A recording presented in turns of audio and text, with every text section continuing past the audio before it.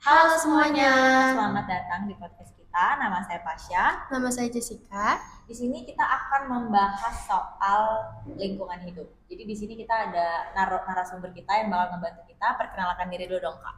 Halo semuanya, perkenalkan nama saya Ditika Purnama sebagai narasumber dan juga saya sebagai anggota salah satu program pengembangan lingkungan hidup yang ada di Bekasi. Nah, itu dari background aja kita udah bisa denger nih guys, dia narasumber yang kredibel lah. Langsung aja kita nanya-nanya kali ya, Kak. Ya, boleh. Nah, Kakak tuh masih ini gak sih ikut aktivitas-aktivitas, kan Kakak pernah jadi anggota nih. Kakak masih ikut nggak aktivitas-aktivitas yang menjaga soal lingkungan hidup atau mungkin aktivitas yang membuat kita tuh lebih aware gitu sama lingkungan hidup? Ya tentu saja dong. Saya juga pernah menjadi bagian dari lembaga masyarakat untuk menanam pohon di beberapa kota-kota yang ada di Bekasi dengan bekerja sama dengan Kementerian Lingkungan Hidup dan Kehutanan. Nah, itu tuh udah under Kementerian Lingkungan Hidup, Kak? Ya, Oh, tentu berarti saja. kredibel banget ya. Betul. Nah, yang menariknya lagi, saya juga dulu pernah menghadiri show.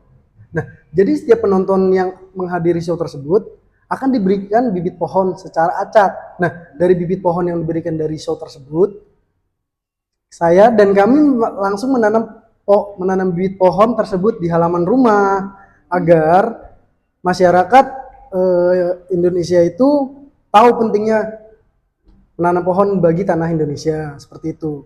Selain itu juga saya juga pernah mengikuti gerakan sampah yang melakukan kegiatan pembersihan lingkungan yang tercemar oleh sampah seperti sungai, got, dan lain-lain. Salah satu contohnya pada saat acara festival atau konser, pasti selesai acara tersebut banyak dong sampah-sampah yang berserakan. Bener kan? Nah, kami eh, dari gerakan sampah masyarakat langsung inisiatif untuk membentuk dan membantu membersihkan sampah-sampah yang berserakan pada konser dan festival tersebut. Seperti itu. Tapi berarti Kakak lebih ke ngebersihin sampah tersebut, bukan yang ngasih awareness untuk penonton-penonton gitu, Kak, untuk jangan buang sampah ya selama konser gitu, Nah, atau gimana? kami juga menghimbau kepada orang-orang yang ada atau penyanyi-penyanyi yang ada di atas festival konser tersebut, menghimbau kepada masyarakat agar memberitahu masyarakat agar membuang sampah pada tempatnya atau membersihkan sampah setelah festival tersebut. Nah, bibit-bibit pohon ini tuh dikasihnya berarti dalam bentuk pohon apa aja, Kak? Misalnya apakah kayak pohon mangga, apakah pohon... Ya kayak seperti pohon mangga, Oh, jadi terus macam-macam ya? ya macam-macam dong, kayak pohon pisang dan Jadi lain-lain. kalau misalnya dikasihnya di konser tuh berarti orangnya banyak banget ya, kayak Pasti dong, dan penyelenggara juga sudah menyediakan seperti itu. Oke. Tapi ada pemberitahuan nggak, Kak, cara nanam bibitnya gitu? Nggak sih, tapi orang pasti udah pada tahu ya. Ya udah pasti tahu dong, masyarakat Indonesia udah pasti tahu cara menanam pohon yang ada di Indonesia ini. Gak mungkin gak dong? Itu. Keren banget. Jadi dalam kasus-kasus lingkungan yang ada di Indonesia, apakah kakak tuh memberikan suatu contoh yang pernah terjadi dan apa saja dampak dari kasus lingkungan tersebut? Oh ya. Salah satu contohnya itu dari Sungai Citarum yang ada di Jawa Barat. Kakak-kakak yang di sini udah pasti tahu dong dengan Sungai Citarum yang ada di Jawa Barat tersebut. Nah, dari eh, Sungai Citarum itu telah memberikan dampak limbah yang sangat besar, terutama dari limbah pabrik tekstil, kimia, dan lain-lainnya seperti itu. Nah, dampak yang pertama itu pastinya dari pencemaran air, yang dimana limbah industri yang dibuang tanpa pengelolaan yang memadai menyebabkan pencemaran air Sungai Citarum yang mengandung bahan kimia berbahaya seperti itu, seperti logam, merkuri, timbal, dan arsenik, deterjen, dan bahan-bahan beracun lainnya yang merusak lingkungan yang ada di sekitar Sungai Citarum tersebut. Pabrik-pabrik itu pada buangnya entah buangnya kemana sih ya, Kak, tapi berarti dampaknya besar banget ya ke Sungai Citarum. Pastinya besar gitu. Yang kedua juga pasti menyebabkan kesehatan dari masyarakatnya tersebut. Dari pencemaran air akibat limbah menyebabkan resiko kesehatan yang serius bagi masyarakat yang ada di Sungai Citarum tersebut.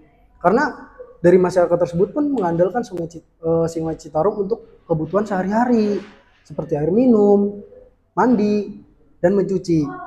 Nah, dari akibat paparan air tersebut dapat menyebabkan penyakit kulit, gangguan pencernaan, serta penyakit yang lebih serius dari akibat paparan limbah air yang ada di Sungai Citarum tersebut. Berarti masyarakat sekitar tuh masih pakai sungai itu banget ya kak buat Ya, benar kehidupan sehari-hari. benar banget. Oh, oke. Nah, selanjutnya juga ada kerusakan ekosistem. Udah pasti dong, dari limbah yang dibuang ke sungai juga berdampak pada ekosistem perairan. Banyaknya spesies ikan dan organisme lainnya yang mati karena tingkat racun tinggi di dalam air tersebut. Selain itu juga kualitas air yang memburuk menghambat keberlanjutan kehidupan flora dan fauna yang ada di sekitar Sungai Citarum tersebut.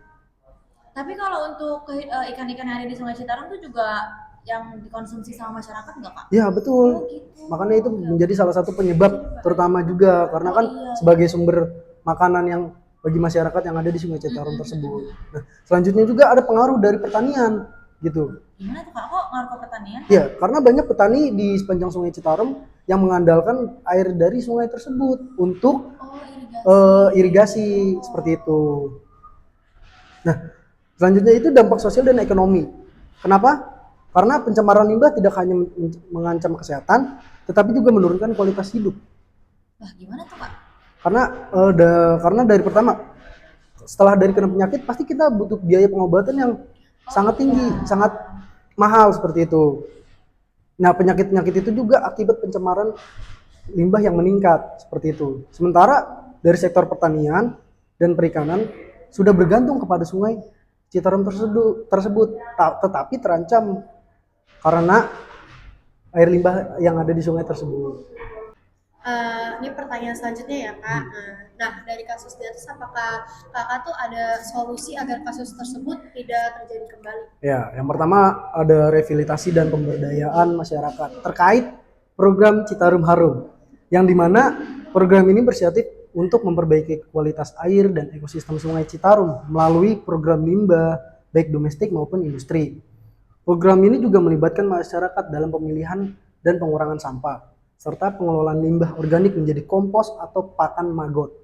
Nah, pendampingan industri ini juga melibatkan industri di sekitar Sungai Citarum untuk menerapkan praktik ramah lingkungan dalam pengelolaan limbah mereka, sehingga mengurangi beban pencemaran yang masuk ke sungai tersebut. Berarti himbauan Citarum Harum ini itu kayak lebih ke ngajak masyarakat sekitar gitu ya kak? Ya, betul, Oh, gitu. oke. Nah, selanjutnya itu ada penegakan regulasi hukum.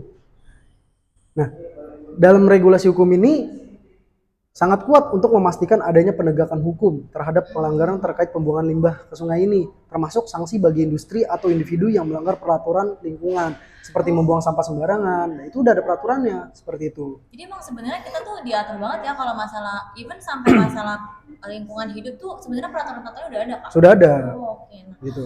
ngomong-ngomong soal itu, kita kan misalnya mau ngajuin gugatan gitu. Ya, Nah, apa aja sih yang diperlukan kak? Atau kayak langkah-langkah deh yang kita harus lakuin atau kita perhatiin gitu? nah, dalam mengajukan gugatan lingkungan hidup memerlukan sejumlah langkah-langkah yang harus dipenuhi, seperti persyaratan legal standing badan hukum, yaitu organisasi lingkungan hidup atau LSM. Nah, dari LSM ini harus berbentuk badan hukum atau yayasan yang terdaftar secara resmi.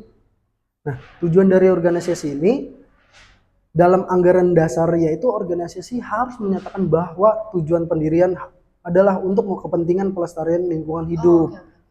Seperti itu.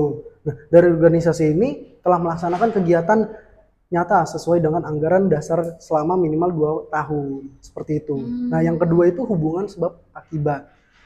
Terdapat antara tindakan yang dilakukan dan kerusakan yang dialami oleh lingkungan atau masyarakat sekitar. Jadi tindakan-tindakan yang ada dilakukan oleh masyarakat itu Harus ada akibatnya Nah, gitu ya. Apa gitu. sih akibatnya, Nah, seperti kerugiannya itu. gitu. Nah, yang ketiga itu ada dokumentasi. Dokumentasi kumpulan semua bukti seperti foto, laporan, dan data yang menunjukkan bahwa dampak pencemaran atau kerusakan lingkungan yang terjadi pada sungai-sungai yang ada Jadi kalau sekitar kayak situ. Sungai Citarum misalnya kak contohnya, itu tuh kita ada dokumentasi foto kalau sungainya tercemar gitu. Nah, iya bisa menjadikan video gitu kali ya. menjadikan gugatan untuk ke pengadilan seperti itu. Oke. Nah, selanjutnya juga ada penyusunan tuh. Penyusunannya itu pertama ada format susunan gugatan sesuai dengan format yang sudah ditentukan dalam hukum acara perdata. Oke. Dan juga harus dipastikan untuk mencantumkan semua informasi penting seperti identitas penggugat, tergugat, serta uraian mengenai kerugian yang dialami seperti itu. Nah, Dalam gugatan, organisasi dapat meminta tindakan tertentu seperti perbaikan lingkungan atau pemulihan fungsi ekosistem, bukan hanya ganti rugi finansial saja, seperti Oh, itu. oke. Jadi kayak kita tuh maunya apa sih ke depannya? Jangan cuma kayak duit duit duit gitu ya, Nah, Kak. gitu Ke juga bisa depannya supaya menggantikan gimana gitu. pemulihannya juga, Oh pemulihan iya. ekosistem yang ada di sungai-sungai yang tersebut. Seperti itu. Nah, selanjutnya juga ada pengajuan gugatan ke pengadilan yang ada di sekitar sungai atau kasus-kasus yang ada di tersebut. Nah, caranya itu eh, masyarakat ini ajukan gugatan ke pengadilan negeri yang berwenang sesuai dengan lokasi kejadian pencemaran atau kerusakan tersebut. Nah, Oh, jadi pengadilannya itu harus yang sesuai sama tempat kerugian itu terjadi gitu ya? ya Pencemaran itu betul. terjadi. Contohnya kayak sungai yang ada di Bekasi. Contohnya di Sungai Kalimalang nih. Nah, kita juga harus menggugat di pengadilan negeri Bekasi seperti Oh, itu. oke. Nah, dalam dalam proses gugatan ini kita juga bisa melakukan mediasi jika diperlukan sebelum Oh, ada persidangan. mediasi juga ya, Iya, Kak? bisa, Kayak gitu. bisa, Oke, bisa. oke. Nah, selanjutnya itu ada partisipasi dalam proses hukum. Nah, dalam kelibatan masyarakat yang terdampak memberikan dukungan dan kesaksian dalam proses hukum. Seperti itu. Paham kan kakak-kakaknya? Nah, setelah itu juga harus ada pantauan proses. Selalu harus dipantau perkembangan kasus dan bersiap untuk memberikan informasi tambahan jika diperlukan. Seperti itu. Oh gitu. Jadi mungkin selama menunggu proses tuh kita sambil memantau prosesnya kali ya, Kak? Ya. Iya, sambil memantau prosesnya, terus kita mungkin bisa ngumpulin yang lain kali gitu ya, Kak? Nah, betul. Kalau misalnya ada update gitu Ya, betul, masalah betul. tersebut. Oh, oke. Nah, tapi kalau misalnya dalam pengajuan gugatan terkait ini contohnya, Kak, itu tuh harus kita sebagai korbannya nggak sih yang mengajukan gugatan, atau misalnya saya tinggal di Bekasi nih, terus bibi saya di luar kota, saya bisa nggak ngajuin gugatan soal masalah yang dialami sama bibi saya gitu? Tentu saja bisa dong. Nah, di dalam mengajukan gugatan terkait contohnya limbah pabrik, masyarakat tidak harus mengalami dampak langsung dari pencemaran untuk mendapatkan melayangkan gugatan. Kayak yang kakak bilang tadi, kakaknya membantu bibi kakak untuk mengajukan gugatan. Itu bisa. Karena masyarakat dapat mengajukan gugatan sebagai perwakilan kelompok atau class action lah. Bahasa hukumnya seperti itu. Meskipun tidak kakak ini tidak mengalami dampak langsung dari limbah tersebut gitu. Nah, hal ini juga memungkinkan kakaknya untuk mewakili kepentingan bersama dalam menghadapi pencemaran yang berdampak pada lingkungan dan kesehatan masyarakat. Jadi gitu, Kak. Nah, meskipun tidak semua individu perlu mengalami kerugian langsung, penting juga untuk menunjukkan bahwa adanya kerusakan lingkungan yang diakibatkan oleh limbah pabrik. Itu.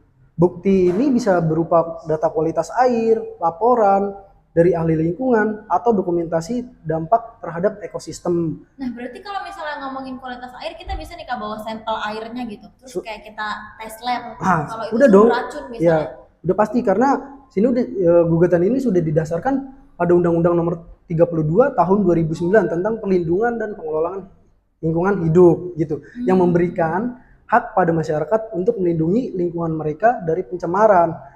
Nah, masyarakat juga dapat meminta ganti rugi atas kerugian yang ditimbulkan oleh pencemaran, baik secara material maupun imaterial. Nah, tuntutan ini juga bisa mencakup biaya pemulihan lingkungan atau kompetensi lainnya, seperti itu. Dari permasalahan yang sebelum-sebelumnya itu, yang tadi kakak jelaskan, kita juga harus memenuhi syarat. Yang pertama itu, ya, masyarakat dapat mengajukan gugatan ke pengadilan negeri yang berwenang. Oh iya, betul. Nah, proses ini juga harus mengikuti prosedur hukum yang berlaku gitu, Kak.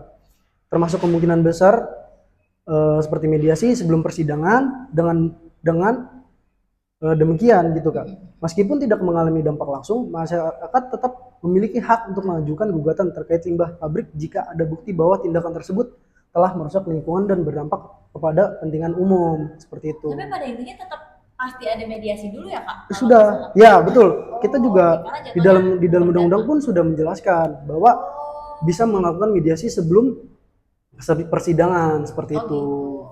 Tapi kayak kalau misalnya nggak berhasil, akan dilanjut proses ke pengadilan gitu. Nah, seperti itu. Oke. Oke. Nah, teman-teman, jadi kayak gitu ya cara kita menggugat ke pengadilan kalau misalnya ada permasalahan lingkungan hidup. Ya, betul. Iya, makasih banget nih buat narasumber kita. Salaman dulu. Oke, thank you.